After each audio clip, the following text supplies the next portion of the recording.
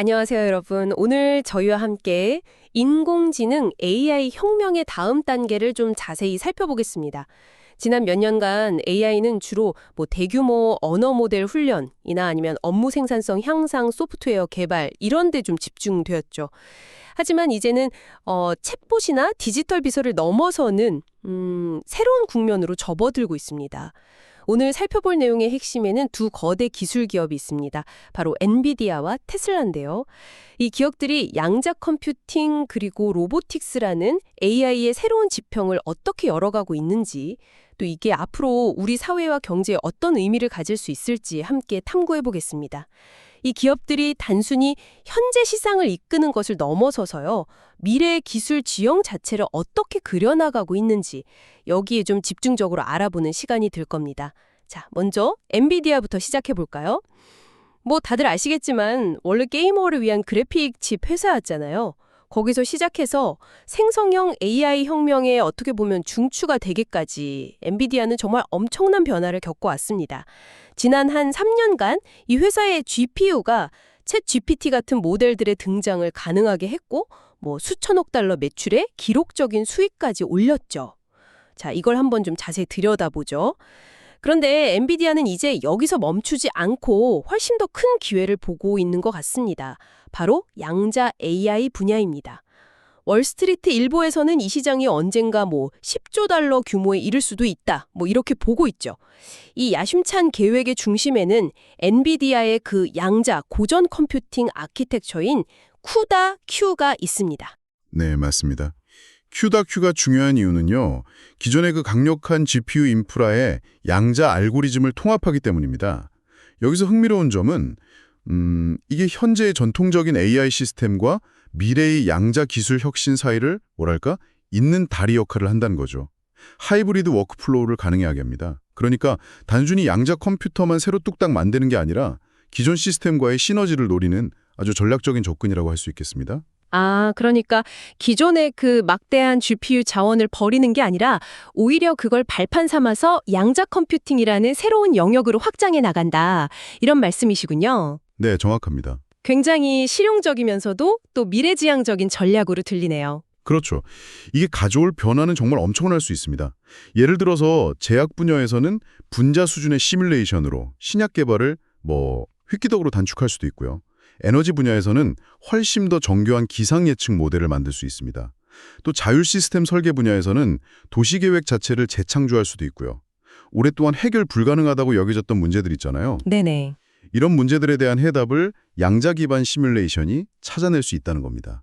이걸 좀 더 큰 그림과 연결해 보면 엔비디아가 단순히 AI 이야기의 다음 장에 등장하는 주요 인물, 이 정도가 아니라 컴퓨팅 과학의 새로운 시대를 써내려가는 핵심 저자가 될 수도 있다는 의미죠. 와, 정말 판도를 바꿀 만한 잠재력이네요. 여기가 진짜 흥미로워지는 지점인데요. 단순한 AI 지원을 넘어서서 컴퓨팅 과학 자체를 재정의할 수도 있다니 대단합니다. 근데 엔비디아 말고도 많은 기업들이 양자 컴퓨팅에 투자하고 있잖아요. 구글이나 IBM 같은 곳들이요. 이 Q다큐의 하이브리드 방식이 엔비디아만의 확실한 경쟁 우위가 될 수 있을까요? 네. 좋은 질문이십니다. 물론 구글, IBM, 마이크로소프트 같은 거대 기업들이 양자 컴퓨터 자체 개발에 힘쓰고 있는 건 맞습니다. 하지만 엔비디아의 강점은 역시 말씀하신 대로 이미 전 세계 연구소나 기업에 설치된 그 수백만 개의 자사 GPU, 그리고 이걸 기반으로 구축된 아주 강력한 개발자 생태계, 이걸 활용할 수 있다는 점이죠. 순수 양자 컴퓨터가 상용화되기까지는 시간이 좀 걸릴 수 있잖아요. 그렇죠. 아직은 좀 먼 얘기 같기도 하고요. 네. 반면에 엔비디아는 쿠다큐를 통해서 지금 당장 연구자들이 양자 알고리즘을 기존 워크플로우에 통합하고 실험해 볼 수 있는 환경을 제공하는 겁니다. 이런 실용성이나 접근성이 단기적으로는 분명한 타별점이 될 수 있다고 봅니다. 물론 장기적인 우위는 앞으로 기술 발전 속도나 생태계 확장에 달려 있겠죠. 알겠습니다. 엔비디아가 AI의 두뇌, 그러니까 연산 능력을 극한으로 끌어올리려고 한다면, 자, 그럼 이제 테슬라로 넘어가 볼까요? 테슬라는 그 기계, 즉 AI에게 몸을 주려고 하는 것 같아요. 물리적인 세계와 상호작용하게 만들려는 시도. 바로 옵티머스 이야기입니다. 이 휴머노이드 로봇이 자동화에 대한 우리의 인식을 완전히 바꿀 수도 있습니다. 옵티머스는 테슬라의 가장 야심찬, 어쩌면 가장 대담한 프로젝트일 수 있습니다. 로보틱스, 비전 시스템, 그리고 신경망 학습, 이걸 다 융합해서요. 인간이 수행하는 좀 반복적이거나 위험한 작업들 있잖아요. 네네. 이런 걸 AI의 힘으로 수행할 수 있는 이족보행 로봇을 만들겠다는 거죠. 이게 그냥 공장에서 정해진 동작만 반복하는 그런 로봇과는 좀 근본적으로 다른 것 같아요. 주변 환경을 인식하고 스스로 판단하고 또 다양한 작업을 수행해야 하니까요. 최근에 공개된 시연 영상 보니까 옵티머스가 스스로 걷고 계란처럼 깨지기 쉬운 물건도 조심스럽게 다루더라고요. 네, 맞아요. 그리고 테슬라 공장 바닥에서 배터리 부품을 분류하는 모습까지 보여줬는데 꽤 인상적이었습니다. 기술적으로 상당한 진전이 있었구나 싶더라고요. 네. 일론 머스크 CEO는 옵티머스가 언젠가 회사의 주력 사업인 전기차 EV 사업을 능가할 수 있다 이렇게 보고 있습니다. 심지어 테슬라 장기 가치의 한 80% 정도가 로보틱스에서 나올 수 있다 이렇게까지 시사했거든요. 80%요? 전기차보다 더요? 네. 이건 뭐 사실상 테슬라가 더 이상 자동차 회사가 아니다 이렇게 선언하는 거나 마찬가지죠.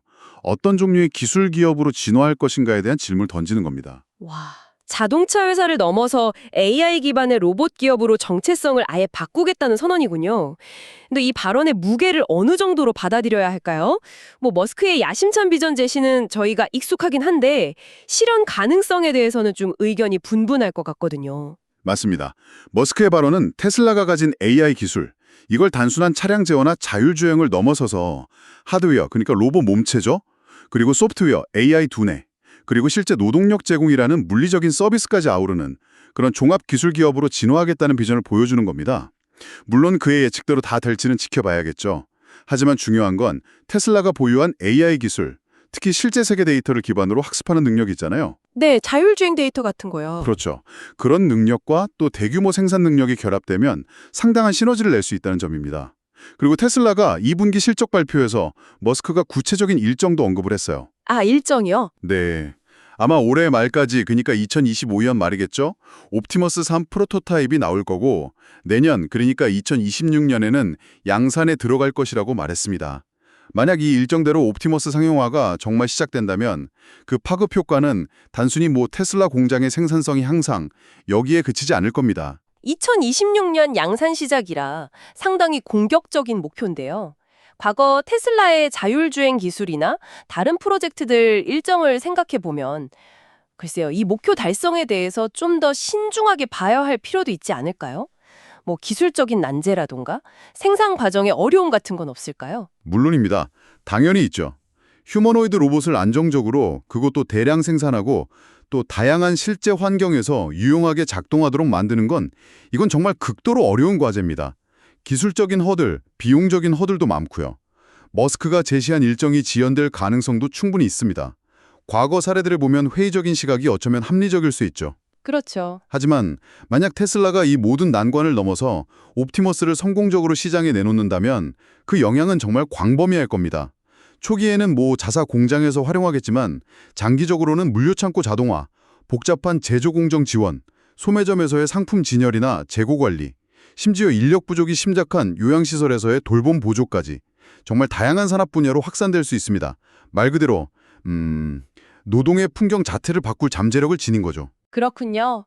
성공한다면 진짜 게임 체인저가 될 수 있겠네요. 자동차 회사를 넘어서서 다양한 산업에 걸쳐 영향력을 행사하는 거대 기술 기업으로 테슬라를 완전히 변모시킬 수 있는 프로젝트다. 이런 말씀이시네요. 노동의 개념 자체가 바뀔 수도 있다는 점이 가장 크게 와닿습니다. 자, 그럼 다시 엔비디아와 테슬라를 함께 놓고 미래를 한번 전망해보죠. 두 회사 모두 2026년을 기점으로 중요한 변화를 맞이할 가능성이 커 보입니다. 엔비디아의 경우 블랙웰 울트라나 누빈 같은 차세대 GPU 아키텍처 발표 자체도 엄청난 뉴스겠지만 그것보다 더 주목해야 할 것은 양자 AI 관련 연구들이 이론 단계를 넘어서 실제 응용 단계로 접어들면서 이 쿠다큐 생태계가 얼마나 확장되고 또 실질적인 성과를 내기 시작하느냐, 이게 아닐까 싶습니다. 그렇죠. 엔비디아에게 2026년 이후는 단순히 더 빠른 칩을 내놓는 걸 넘어서는 문제입니다. 양자 컴퓨팅 시대를 현실로 만드는데 얼마나 핵심적인 역할을 하느냐, 이걸 증명해야 하는 시기가 될 수 있습니다. 한편 테슬라에게 2026년은 옵티머스 양산의 원년이 될 수도 있다는 점에서 정말 결정적인 해입니다. 만약 성공적으로 양산 단계에 진입한다면 이건 그냥 신제품 출시 그 이상의 의미를 갖습니다. 마치 아이폰이 스마트폰 시대를 열었던 것처럼요. 아, 범용 휴머노이드 로봇 시대를 여는 그런 변곡점이 될 수도 있다는 거죠. 로봇이 공장이나 연구실을 넘어서 우리 일상이나 산업 현장 곳곳으로 퍼져나가는 시작점이 될 수 있다. 정말 흥미로운 지점이네요. 네, 결국 양자 컴퓨팅과 휴머노이드 로보틱스는 더 이상 미래의 공상과학 소설 같은 얘기가 아니라는 겁니다. AI 혁명의 다음 단계를 이끌 구체적인 기술 흐름이고 엔비디아와 테슬라가 각각 그 선두에 서서 한계를 넘어서려는 시도를 하고 있는 셈이죠. 하나는 계산 능력의 한계를, 다른 하나는 물리적 노동의 한계를 넘어서려고 하고 있습니다. 장기적인 관점에서 이 분야를 주목하시는 분들이 기억해야 할 점은 아마 이것 같습니다. 엔비디아와 테슬라, 두 회사 모두 이미 각자의 영역에서 엄청난 성공을 거두었지만 어쩌면 이들의 가장 혁신적이고 대담한 도전은 이제 막 시작되었거나 아직 본격적으로 펼쳐지지 않았을 수 있다는 점입니다. 양자 컴퓨팅과 휴머노이드 로보틱스, 이 두 가지는 다음 수십 년간 기술 지형을 바꿀 거대한 잠재력을 지녔고 이 두 기업이 그 변화를 주도하고 있다는 사실에 주목해야겠습니다. 오늘은 엔비디아가 어떻게 기존 컴퓨팅과 양자 컴퓨팅을 융합해서 계산과학의 새로운 지평을 열려고 하는지, 그리고 테슬라가 옵티머스 로봇을 통해 AI에게 물리적 실체를 부여하고 노동의 미래를 바꾸려 하는지 그 야심찬 계획들을 살펴보았습니다. 두 기업 모두 AI를 기반으로 혁신의 경계를 끊임없이 확장하고 있다는 걸 확인할 수 있었네요. 네, 마지막으로 여러분께 생각해볼 질문을 하나를 던지고 싶습니다. 지난 몇 년간 AI가 소프트웨어와 정보 처리 방식을 얼마나 빠르게 바꿔놓았는지 한번 생각해보면요. 이제 AI가 양자 수준의 문제 해결 능력과 로봇을 통한 물리적 노동력이라는 이 두 개의 강력한 날개를 달고 우리 사회 곳곳에 깊숙이 통합되기 시작할 때 과연 어떠한 변화가 가장 먼저, 그리고 어쩌면 우리가 전혀 예상치 못한 방식으로 나타나게 될까요?